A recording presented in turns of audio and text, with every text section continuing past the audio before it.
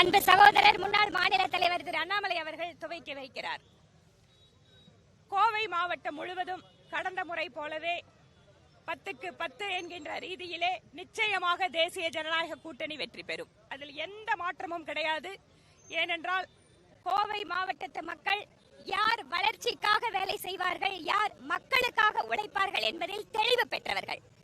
கடந்த 2 நாட்களாக கரூர் ரவுடி கும்பலின் வாயிலாக காவல்துறையை மிரட்டுவது, காவல் நிலையத்திலேயே ரகளை செய்வது, எதிர்கட்சி தொண்டர்களை அடித்து துவைப்பதுன்னு அராஜக ஒரு வெறியாட்டத்தை 2 நாட்களாக இங்கு கோயம்புத்தூரை கொள்ளையடிப்பதற்காக ஸ்டாலின் அவர்களால் அனுப்பப்பட்ட செந்தில் பாலாஜியினுடைய ஆட்கள் அரங்கேறிக் கொண்டிருக்கிறார்கள்.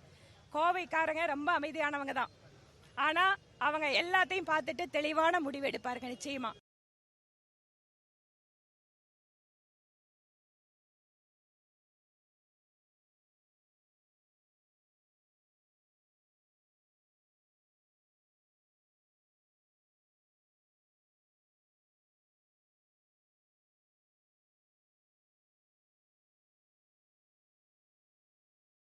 அதனால் 2500 ரூபாய், ஒரு சில தொகுதியில, தெற்கு தொகுதியில 5000 ரூபாய். இந்த பணம் எல்லாம் எங்கிருந்து வந்தது? இந்த பணம் எல்லாம் எங்கிருந்து வந்திருக்கு?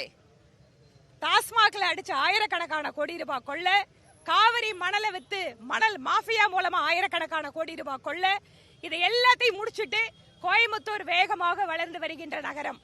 இன்று இந்தியாவிலேயே கோயம்புத்தூர்ல இருக்கக்கூடிய தொழில் வளர்ச்சி முன்னுதாரணமாக இருக்கக்கூடிய இந்த நகரத்தை கெடுப்பதற்காகவே திட்டமிட்டு ஸ்டாலின் அவர்கள் கோயம்புத்தூரை பழி வாங்குறதுக்காக செந்தில் பாலாஜியை அனுப்பி இந்த வித்தையை காட்டிட்டு இருக்காரு.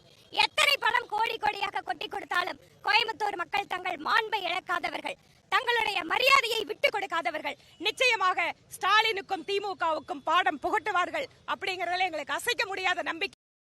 மக்களுக்காக உழைத்துக் கொண்டிருக்கக்கூடிய, மக்களுக்காக அவர்களுடைய வளர்ச்சி திட்டங்களுக்காக பாடுபட்ட தலைவர்கள் எல்லாம் இங்கு தேசிய ஜனநாயக கூட்டணியின் பக்கம் நிற்கிறார்கள். மக்கள் தெளிவாக முடிவெடுப்பார்கள். அதிலும் குறிப்பாக சகோதரிகள் எந்த இடத்திலையும் பாதுகாப்பு இல்லாத நிலையை உருவாக்கிவிட்டு இன்னைக்கு 2500 ரூபாயை தூக்கி போட்டு பெண்களை கவர முடியுமான முயற்சி பண்றாங்க. எல்லா இடத்துலயும் போதைப் பொருள் வித்துட்டு, போதைப் பொருள் வாயிலாக திமுக காரங்க ஆதாயம் அடைஞ்சிட்டு அந்த கோடிக்கணக்கான பணத்தை வச்சு நம்ம எதிர்கால சந்ததியை தொலைத்து விட்டு இன்ற பணத்தை நம்மிடம் கொடுத்து வாக்கு வாங்க வருகிறார்கள். மக்கள் தெளிவாக சிந்தித்து வாக்களிக்க வேண்டும் என்பது எங்கள் கோரிக்கை. இந்த வாகன பேரணியை துவக்கி வைக்க வந்திருக்கின்ற அன்பு தம்பி அண்ணாமலை அவர்களுக்கும் இந்த நேரத்தில் தேசிய ஜனநாயக கூட்டணியினுடைய அத்தனை தேர்தல் குழு உறுப்பினர்கள் வாயில் அவர்களுடைய சார்பாக எங்களுடைய மனப்பூர்வமான நன்றியை தெரிவித்துக் கொள்கிறோம். பத்திரிகை நண்பர்களே, கோயம்புத்தூர் வடக்கு தொகுதியில என்னைக்கு வேட்புமனு அக்கா வானதி ஸ்ரீனிவாசன் அவர்கள் தாக்கல் செய்து ஒரு சிறிய மருத்துவமனையில் ஒரு சின்ன ஸ்கேருக்கு பிறகு மக்களை மிக ஆக்ரோஷமாக அனைத்திடத்திலும் கூட நாம் சந்தித்துக் கொண்டிருக்கின்றோம். வேகமாக பணியாற்றிக் கொண்டிருக்கின்றோம். உறுதி செய்யப்பட்ட வெற்றி இது. அதை அக்கா பேச பேச அனைத்து இந்திய அண்ணா திராவிட முன்னேற்ற கழகத்துடைய மூத்த தலைவர் சொன்னோன்னே வெற்றி உறுதின்னு சொல்லுங்க, எதுக்கு அக்கா எவ்வளவு பேசுறாங்க, வெற்றி உறுதின்னு சொல்லுங்கன்னு என் பக்கத்துல இருந்து சொல்லிக்கிட்டே இருந்தார். அதனால் அருமை சொந்தங்களே, அக்கா சொன்னது போல கோயம்புத்தூர்ல ஒரு காவல் நிலையத்தை பூட்ட வேண்டிய நிர்பந்தம், ராமநாதபுரம் D1 காவல் நிலையம், அதையெல்லாம் மக்கள் பார்த்து கொண்டிருக்கின்றார்கள். என்ற நிறைவு நாள் கடுமையாக நம்முடைய தொண்டர்கள் உழைத்திருக்கின்றார்கள், தலைவர்கள் உழைத்திருக்கின்றார்கள்.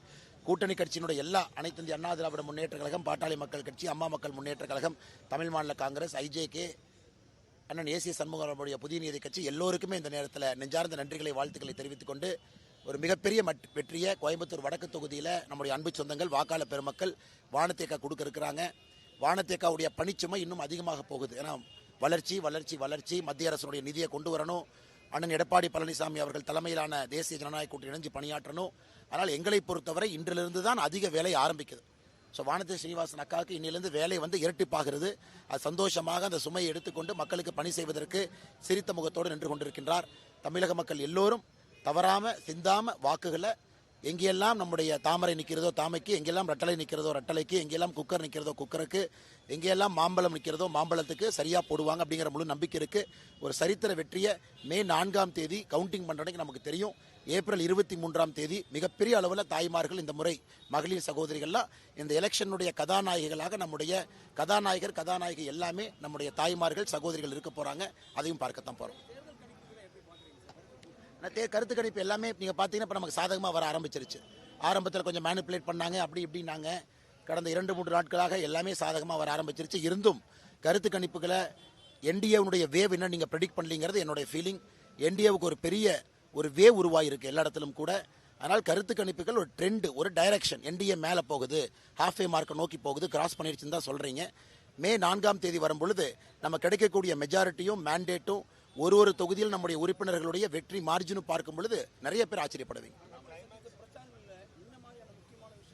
மக்கள் ஜெனரலா அக்கா சொன்னாங்க, சட்டம் ஒழுங்கு, கஞ்சா புழக்க வழக்கம், ஒரு அமைதியான தமிழ்நாடு, எல்லோரும் இன்புற்றிருந்து வளர்ச்சியை மட்டும் நோக்கமாக கொண்டிருக்கக்கூடிய தமிழ்நாடு, மத்திய அரசோடு இணக்கமாக இருந்து மத்திய அரசுடைய நிதியெல்லாம் முறையாக பயன்படுத்தக்கூடிய தமிழ்நாடு வேண்டும் என்று மக்கள் நினைக்கின்றார்கள்.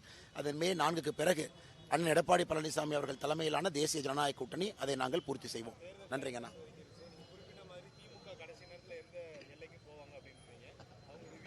அண்ணா அதையெல்லாம் மக்கள் இப்போ டிஸ்கவுண்ட் பண்ணிட்டாங்க. நான் அக்கா சொன்னது மாதிரி இன்னைக்கு நேற்றுலேருந்து நம்ம பார்க்குறோம், அராஜக அரசியலை, வன்முறை அரசியலை கட்டவிழ்த்து விட்டிருக்கின்றார்கள். ஒரு காவல் நிலையத்தை கோயம்புத்தூரில் பூட்ட வேண்டிய நிர்பந்தம் காவல்துறைக்கு. கிட்டத்தட்ட 500 பேர் சேர்ந்து மாபு காவல் நிலையத்துக்குள்ளே போகும்போது பூட்டி வச்சிருந்தாங்க, பூட்டு போட்டு. அதையெல்லாம் மக்கள் பார்த்து கொண்டிருக்கின்றார்கள். மக்கள் எப்பவுமே எதில் பேசுவாங்கன்னா வாக்குப்பெட்டியில் பேசுவாங்க. ஏப்ரல் 23ஆம் தேதி மிகப்பெரிய அளவில் பேச போகிறாங்க.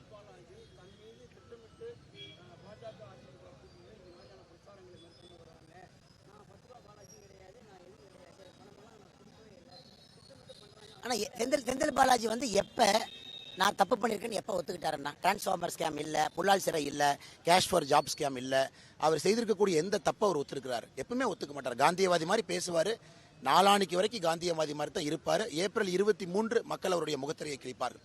நன்றிங்கண்ணா.